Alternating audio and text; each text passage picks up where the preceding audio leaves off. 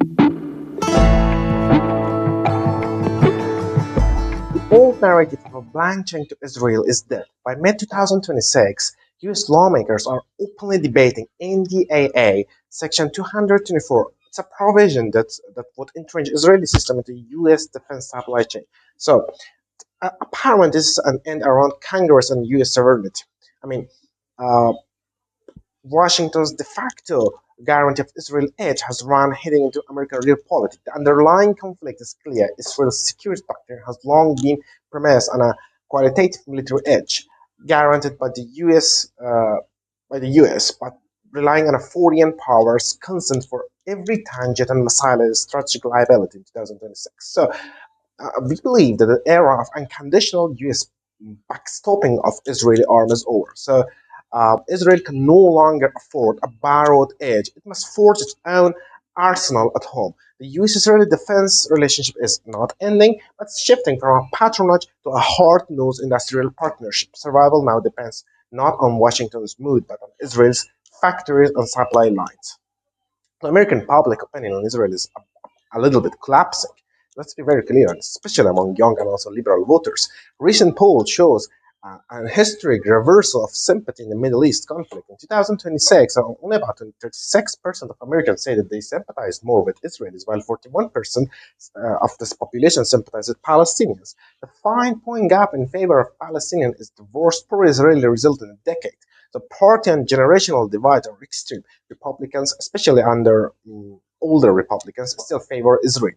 Around 70% support for Israel, with around 30% support for Palestinians. But even this is down roughly 10 points since 2024. By contrast, Democrats and independents now predominantly support Palestinians, 65% of Democrats versus only 70% for Israel. But crucially, a clear majority of 18 to 34-year-olds side with Palestinians, with only 28% siding with Israel. So uh, in other words, the once rock solid bipartisan consensus is gone.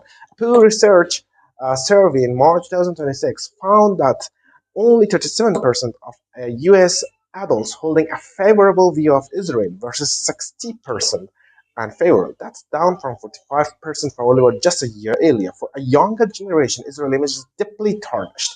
In focus groups and surveys, many Americans now view Israel's action in Gaza as morally and strategically wrong, eroding their political support. So this rapper shows us legislative echoes as well. So even staunch backers of Israel are uneasy. In Congress, Section 2224 of the NDAA, which would designate an official to synchronize cooperative efforts with Israel and effectively merge Israel program into the U.S. supply chain, has proved controversial.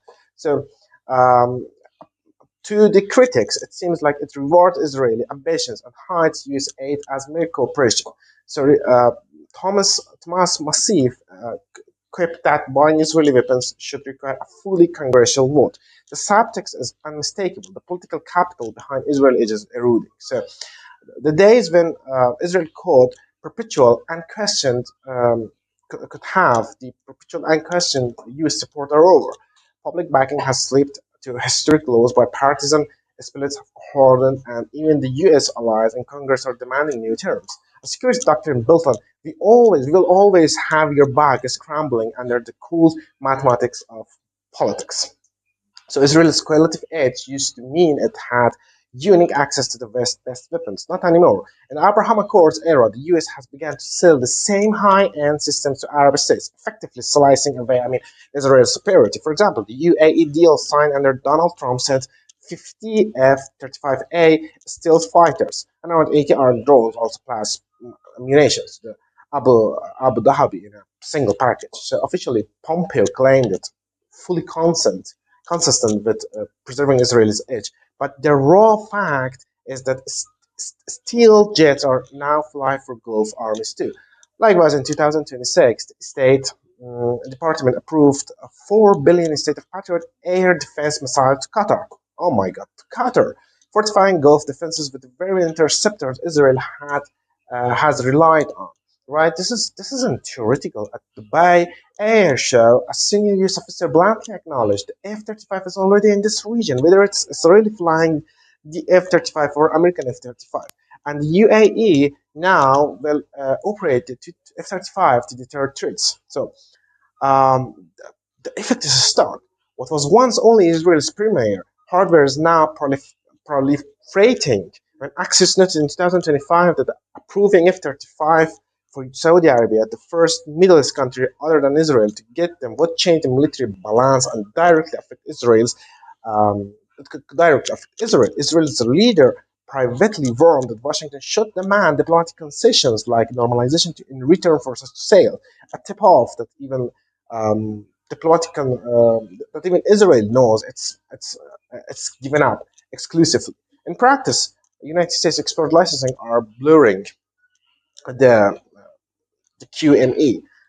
Israel's only platform like F-35 and high-end SAMs are becoming common assets in the region. So, to see the scope, imagine a map of the Middle East in 2026. Arabian Peninsula states are now flagged with the advanced US gear.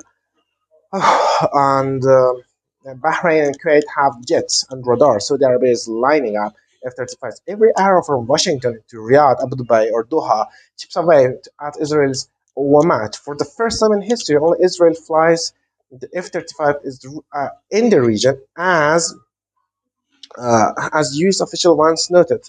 But the status is ending. The once insurmountable gap is closing fast. With patrons sword less reliable, Israel must sharpen its own tools. The imperative is stark. Israel can no longer depend on Washington's free spend to equip its force. Until 2028, Washington will honor the 2016 MOU of roughly 3.8 billion in annual aid. But note that 3.8 billion is only about 20% of Israel's enormous defense budget. In fact, Israel's defense spending leaped to 65% in 2024, with 2025 budget hitting a record. So Washington even allowed Israel to spend a portion of its aid on Israel's made gear at the domestic procurement bonus, but that concession expires after 10 years. But bluntly, the foreign blade model can't carry the load anymore. Uh, so Israel defense industries already is training to pick up the slack. In 2024 and 2025, Israel shattered its export record just as USA plateaued. The Ministry of Defense reports 14.8 billion in exports in 2024, and astounding. I mean, it was about 19.2 billion in 2025. So it has around a 30% surge. So missile, air defense, and smart weapons now dominate this export. These states are no actor. They're actually funding Israel's defense build up. As defense minister Katz and IMOD chiefs have explained, extra revenue from export clearly supports IDF procurement. So the message from Jerusalem is clear: export must pay for the next generation of Israeli army. But exporting alone won't pay all the bills. Israel must also build at home. The Israeli leadership has openly declared a new industrial strategy. A recent IMOD statement urged investment in research and development and the expansion of production lines across the industries as essential to achieving independence in critical munition and interceptors. So, in plain terms, more factories, not foreign pockets. This means scaling up everything from UAVs and precision missiles to high tech items Israel lacked on, like lasers and also AI. So, lacked in the past, not right now. I consider directed energy weapons as an example of the challenge. Israel is racing to deploy the Iron Beam laser. It's a 100 kilowatt class alongside Iron Dome. Rafael plans to field an operational high energy laser by 2020, 526. This would be a world first for wide area defense, but each iron beam until requires vast research and development, right? And a unique supply chain. The National Defense Magazine notes that as of 2024, the US had no industrial base for laser weapons. Fewer than 20 lab built system exist. So Israel must change that by investing billions to turn laser prototypes into mass produce arrays. The same goes for the autonomous. Israel's, Israeli firms have prototype lightering, munition, and ship-mounted lasers like Iron Beam 415. So, but the arm of the IDF's entire navy and aerospace will take more money and manpower than on hand. So, parallel to boosting factors, Israel is forging new partnership for production. Its defense CEOs routinely meet foreign government. In 2025, in the Israeli defense MOU as a case in point. I mean, it deepened production and technology sharing in missiles and drones. Israeli firms have already set up joint ventures in India, thanks to Make in India, to build radars, rockets, and also UAVs worth billions. Similar ties are expanding also in Asia and Europe.